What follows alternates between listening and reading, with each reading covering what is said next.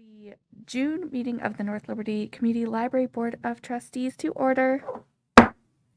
And it's a very short one because we don't have staff introduction because the staff is very busy with all the summer stuff. So, does anyone have any additions or changes to the tiny agenda? Maybe under new business, if you want, I can give you an update about the board positions. Okay. We'll come back to that new business then. And did everyone get a chance to look over the May minutes? Right? Any questions, comments, or concerns on those? I'd like to move to approve the minutes for May. I nominate that we approve the minutes for May. I'll second. All in favor? Aye. It's okay. We approved the May minutes, and now we have Jenny with all of our reports.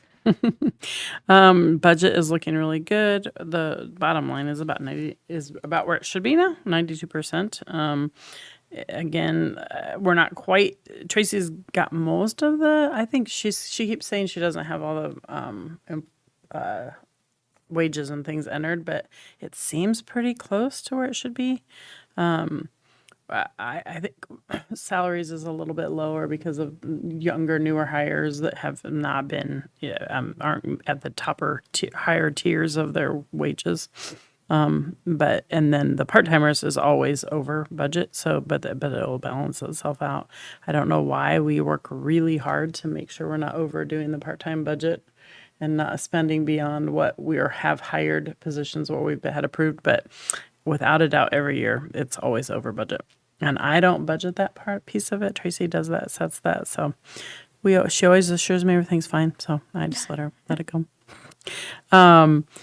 And then the only other things I guess I'd point out, we're just purchasing. We had a couple of databases that we're introducing and purchasing, which I have in my report, that I'm at least able to get one of those out of this budget year just because we're in pretty good shape, which is nice always at the end of the year. I mean, we'll definitely end with some funds left over, and that's okay. I mean, we're still getting back to normal capacity and normal expenditures, and all the things are starting to roll back to where they were, but not quite there. So I think we'll see this next year level off even more, but we'll end pretty solidly. I think probably around 96 or 7%. So I think we'll be in good shape, I would guess. I was looking at numbers actually right before I came to this meeting.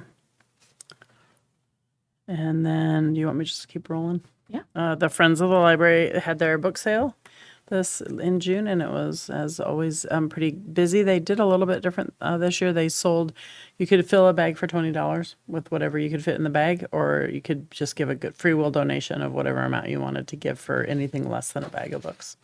I think it was more successful. They did really well this year. I would say they made a few hundred more than they generally make. Andrew's always really great about helping them set up and tear down.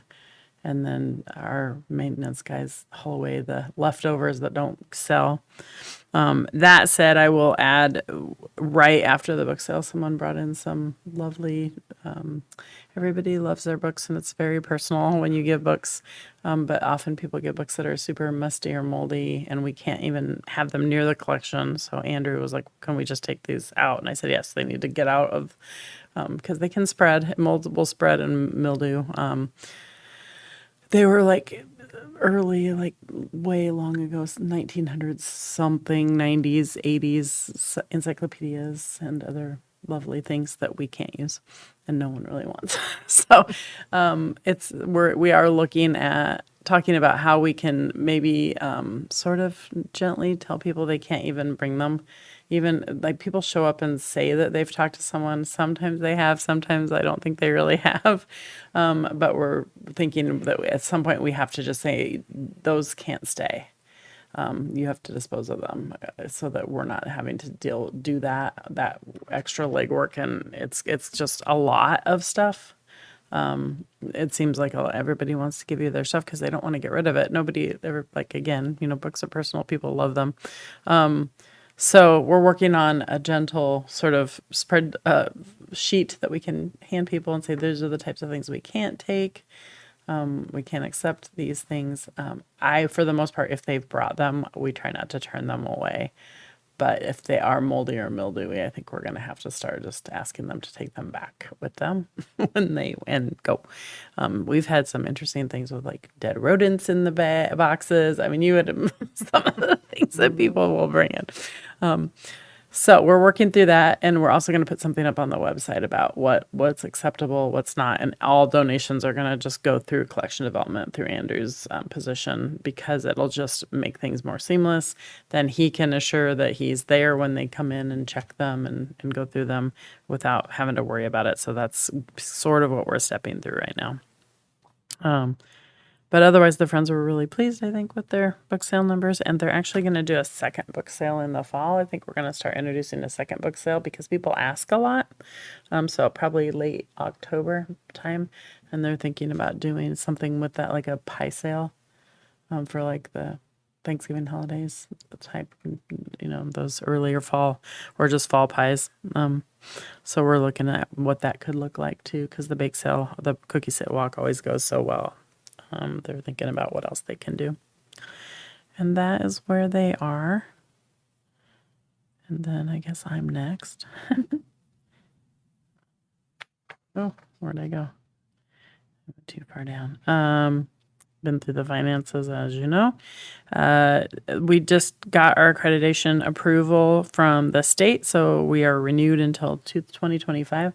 That is a long process to step through that you have to do every 3 years and fill out a lot of paperwork, mainly, and then some things about ADA accessibility, and that you can select an area that you want to talk about accessibility.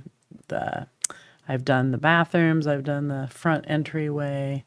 This time I did the front and the curb slope, and all those things are questions that you have to answer. So I worked through those. When I did the restrooms, I didn't realize that you could kind of just say yes. You didn't have to like actually measure everything, but I was in the bathroom crawling around for hours and afterward found out that you don't have to quite do that. You can just say yes, it does meet the standard. So this was a little easier this time. And we are funded at the highest funding. It's still not a lot of money. It's like less than 2% or maybe even less than 1% of our budget that we get from the state, but it's something. It helps. Every little bit helps. And part of that is also bringing a new strategic plan or new planning process around. And so you guys have seen some of that. The full thing is linked in, or I think in here in the bottom at the end with the city council. I'm pretty sure I included it. If not, I can send that out to you guys so you can review it. But I just wanted to say that the district consultant came and worked with us, and we kind of did our own methods. We just decided to try some new stuff, combining some other methods, which I think I've talked about both of the things we used, which is Libraries Transform from ALA, and then the Planning for Results. And she said that after reading it, that was one of the best she's ever seen. So that was kind of nice. I know I shared some of it with you guys last month too, with the goals. We talked about that. But I just wanted to tell you that we made the accreditation. That's lovely. And the next step will be for Melanie to come up with a really pretty, artsy looking couple page overview of that strategic plan so people can see it online. And then I just talked about the new databases. We are launching 3 new things. Databases are community engagement tools. BiblioBoard is one that I've been having a goal to have forever, and I'm so excited that we're finally getting it. It allows for people to create content and include it on our website or in BiblioBoard, so that we can have contests where people can submit like photos, and we can do a photo contest and archive all of those so people can go back and look at them. You can do like recipe books, cookbooks, online cookbooks where people can submit all their old family recipes. You can do video. So I've seen libraries do like kids teen rock band contests, whatever. There's all sorts of applications that can be used within it. And then it also allows people to self-publish their own ebooks. And some of those are actually, they have a team that in BiblioBoard that will review some of those ebooks for content, and some of them are selected to be like published on a little higher level where other libraries can access them. And then we also have access to all that content as well. In addition to anybody who submits one for us, we have access for all of our patrons to it as well. They get to self-publish, so they can design the book, they can design the cover. It's very, very cool, actually. The other thing we're hoping to do is start archiving all of our artists and all the art that they do, so that we have a place where people can go back and look at local art online as well.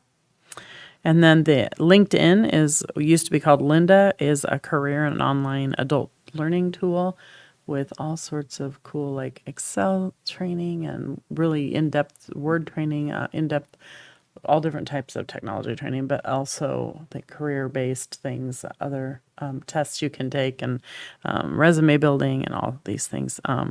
It's one that Melanie's been looking at and wanting for some time, and we're pretty excited to get that too. Iowa City also just got it, so it'll be nice that and I think Coralville actually asked us if we were getting it, so I think they'll probably join too. And then the last one is My Libro. It is a library app. We use one called Cloud Library that we've had for just a little over a year. The only difference is My Libro actually will replace Cloud Library for us. It allows for the integration of all of our ebooks and e-audios with our own collection, so people can look at everything in the app. Just self-check is in there, and renewals and things. So it has several nice modes, and Andrew and Melanie compared it with Cloud Library, and as the marketing person, Melanie really looks at what's easy for people to access and use, and she thinks this will be a better tool. It is, the launch for it is a little more expensive, but overall, over the years, it's actually less expensive than Cloud Library for us. So I think that'll be nice. And I guess I did talk about the revising of the donation policies here. I didn't think I had that in here, but I was just, that's why I added it above. So as you know, it's just what I already told you.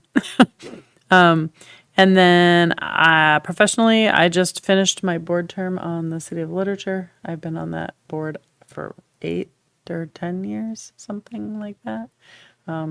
I decided it was time to pass the mantle to someone else. I think after a while, it's important for new faces, new eyes to be looking at things. I think it gets stale if you have the same person. And so Kelly has actually accepted that appointment, and Ryan appointed her to that board, which is how it works for us in North Liberty. The way their bylaws read, North Liberty and Coralville have appointees on the board. So she starts that in July. And then I just was going to talk to you about the police are going to come in this month and do safety training at our staff meeting, just basic training for staff to know the importance of privacy. We already do this. It's just kind of a refresher. We had someone come in and were asking questions about when someone works. We don't provide that information. We just say we'll leave them a message for you and they can call you when they're here. So just basic privacy. The idea of, since it kind of came into our heads after we did our Alice training, the idea of we have family come in all the time. For instance, my own son came in the other day and just breezed into the workroom, and he doesn't know half the staff anymore. He did when he was 12. They didn't know this big 6'2" guy walking into the back workroom, and they kind of figured he was my kid because he looks like me, but and then somebody said, "Oh, that's Jenny's son." But we don't always know. And also, we don't always know home situations. So just the idea that we need to keep in our head that, yeah, you can't go into the workroom. You need to wait for them to come out and get you. So they'll be doing some of that training for us. Just kind of keeping in mind how we can protect ourselves a little bit better at the library. And that is all that I have. And then it's just all the lovely staff reports, which Jen talked about. We do have 2 new hires in our part-time, Bethany and Claire. They're both fantastic. We're super excited. They both are very quick learners, both have some library experience. So, and then all the other things. So do you guys have any questions about any of their reports or my report?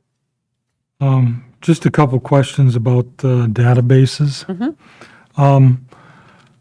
How are you going to what's the plan for rolling those out, for publicizing them and getting the word out that those are available to people? So Melanie is working really hard with Danny, and she was a little overwhelmed by the fact that we're getting them all right now at the same time, especially during the summer months. But a couple of the things we're going to do is they have training for us, especially with BiblioBoard. They have it's called creator training. So over the next couple of weeks, all of the staff will get training on what we can do, ideas of how it can be used, and then we'll start rolling out some actual, just inviting the public to actually put content in right away, using our social media and other marketing avenues that Melanie uses. Mostly she does social media marketing at this point, but then some of that data gets pushed out from our communications department as well. Derek is really good, but we're not allowed to ask him to help us anymore because we keep him too busy.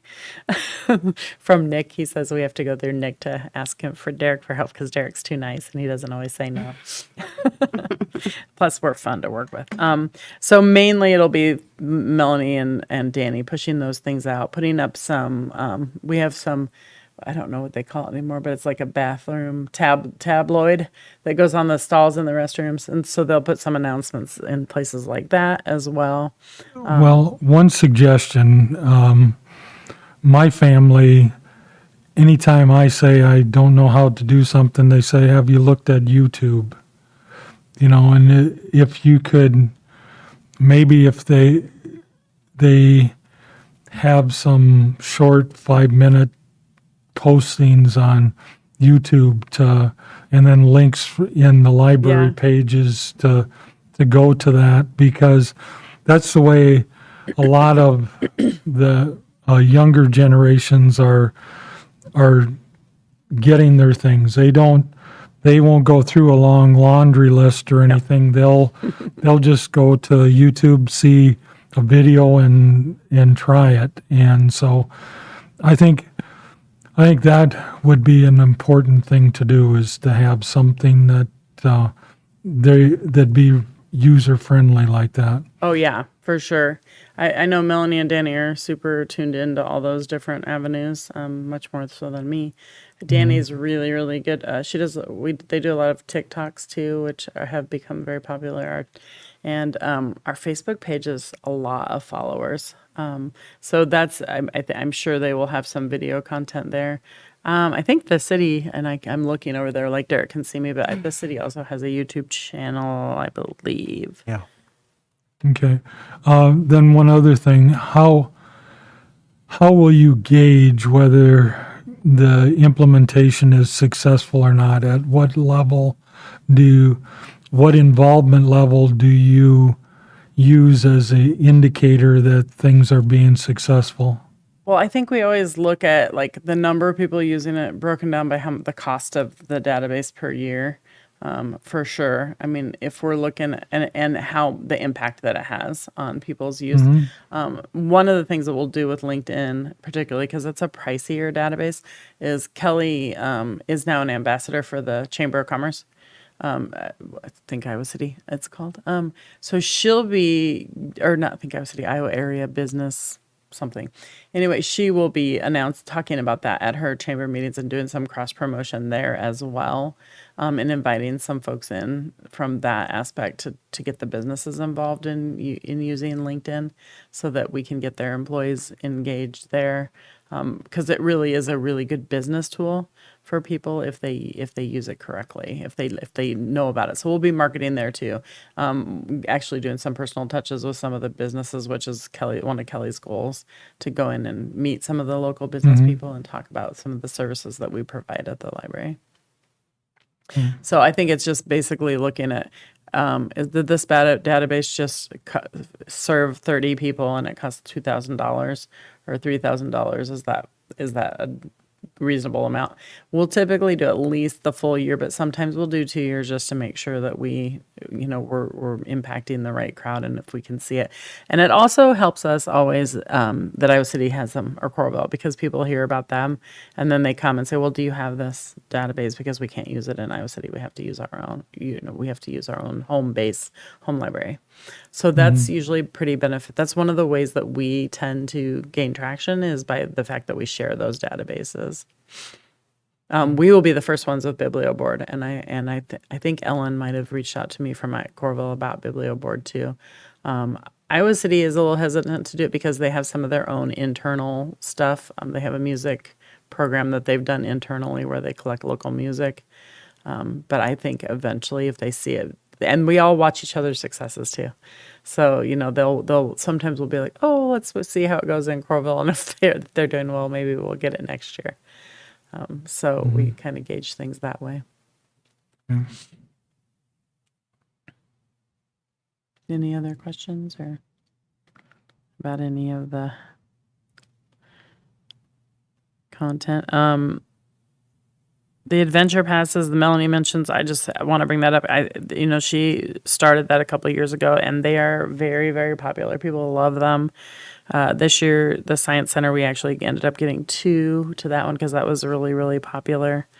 And then the African American Museum is one too, but they're closing for a remodel early this year, so they gave us a very steep discount to do theirs since it's only for a few months. But we wish there was more over here in eastern Iowa, but people don't seem to mind taking the trip to Des Moines for the different passes. Do you know if there's any opportunities for those type of passes to the place in like the Quad Cities, like the Family Museum in Bettendorf and similar things like that? They're on there. Okay. Because Melanie actually even worked, she even called the Children's Museum to ask them if they would consider it. Because at one time they had said maybe they would, and then they said no. Okay. She's really kind of pushed that and tried to get some more over here on this side of the state. And I think she'd be open to it. If she knew, she'd probably reach out to him. So if you know some of the places you'd be interested in, email me and we'll get sick Melanie on them and see if she can get them to consider joining. It doesn't hurt them to join. They get the money from us to pay for the pass. It's just that they're not getting, and they're getting people from here then to go there. Right. So it should be beneficial to them.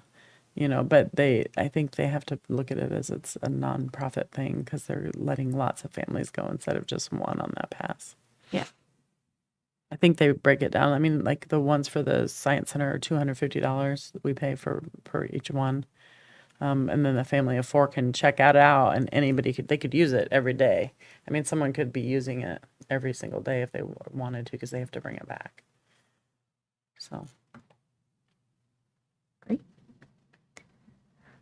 All right. Any other questions on reports? No. Okay. The only other last thing I would say is we definitely have seen our numbers picking up, and I sent out a little email to all the staff today with a copy of the last 2 weeks of our door counts. And Aaron said, I was so glad you did that. It was so affirming because I'm so tired when I go home at night. And it's just really we're starting to see the crowds and the pickup. Having 600 to 700 people a day instead of the 200 or 300 that we were having for a while. It's still not, we were just saying, just think when it was pre-COVID, we had sometimes 800 or 1,000 people in there in a day. And we're all just sort of shell-shocked at the idea even of serving that many people again. But we hope it's coming. I talked to someone today, actually, a lady and her daughter, and she said we're just starting to slowly come back. It's taken a little bit, but we're excited now to be back. So, and it's really fun for us to see everybody in there again. Great. All right. Are we ready to move on to policy review? We have the Internet and Technology Policy, which it looks like got added into the queue twice here. Well, I thought the one had some comments from the her edits, and it looks like maybe I didn't show you the tracking on them. Yeah. So the second one is the edited one, Okay. the newer one. It even has June 2022 to remind me that that was the edited one. Okay. I don't know why the tracking isn't showing up. But the main things to probably point out is somewhere in here is, I believe, I thought we mentioned the hotspots, but maybe that's not in this one. Is we did have the idea committee that take a look at this, and they had a few comments just to make it more equitable. Okay. And that part of that was that digital equity in the first line, which we talk about in the purpose statement. That was their suggestion in the purpose statement. So you'll see that has changed. And then we tried to do guardians and caregivers instead of parents. For the we used to have parents and everything, and we want to make sure that folks know that we know that it's not always going to be a parent that's with a kiddo. Those are the main. There wasn't a lot of changes that needed to be made, but those were the main ones. All right. So we're looking at pages 15, 16, and 17. It's the one that we are discussing. Since we don't have the tracking. Did anyone else see any other changes that should be made to those pages? Or have any questions on it? No. Right, do we want to make a motion to approve this updated internet and technology policy for a year? I make a motion to approve it. Thank you. I second it. All in favor? Aye. Okay, no to oppose. So we will move forward with the updated internet and technology policy for 1 year. Get rid of the blank page too. I don't know. Yes, probably just condense it. I'm not sure if that happened when they sent it to me or what, but All right, so for new business, we were going to. Now I'm blanking. I was just going to give you, we do have a new board member who will be coming on. Mike is going to be leaving us, so we thank Mike. Thank you for all your thoughtful service and time, and I always appreciate your questions and introspecting on some of them. And sometimes when I'm like, I don't know the answer to that, it's good to be challenged, so I appreciate that. And we're sad to see you go. We do have, I haven't met her personally yet, but Lindsay Bland will be coming on the board. I don't know if anyone knows her, but she'll be starting at the August meeting because we don't have a July meeting. Yeah, She was, I did give her an invitation to come tonight. She said she wasn't able to make it tonight, but that she planned to be here in August. And we'll do what we normally do, which is a short orientation, probably at 5:30, and refresher, and then have the board meeting following that. At the August meeting. All right, and Heidi's staying on, is that right? Heidi is staying on. She has asked if someone would replace her, that she would step down off the board because she's so busy. And obviously, we've seen that the last couple of months. Yes. And she's apologized for not being able to be here. I think we may have someone to step into that, but we have to work through with the mayor and that appointment to see if that'll happen. All right. So yes, I did mess up the meeting date on the agenda because I always forget that we don't meet in July. So the next meeting date is August 15th according to the calendar, which is good because that shouldn't interfere with ice cream social, which I know has happened other years. Oh, good. So we should be good since it's the week before kids go back to school. And then we'll appoint new officers and things at that meeting like normal. So yeah, I think that's all we have for tonight. Unless anyone else has any other new business they want to bring up. All right. Well, thanks again, Mike, for being on the board Welcome. with us. You're welcome. Hope to see you around town still. Pardon me? Hope to see you around town. Yo, you will. And at the library. Yeah. Mhm. All right. I make a motion to adjourn, right? Fantastic. June's second. meeting. All right. Well, then we are adjourned. Thanks, everyone. Hey, Thank you. that was quick and painless. It was.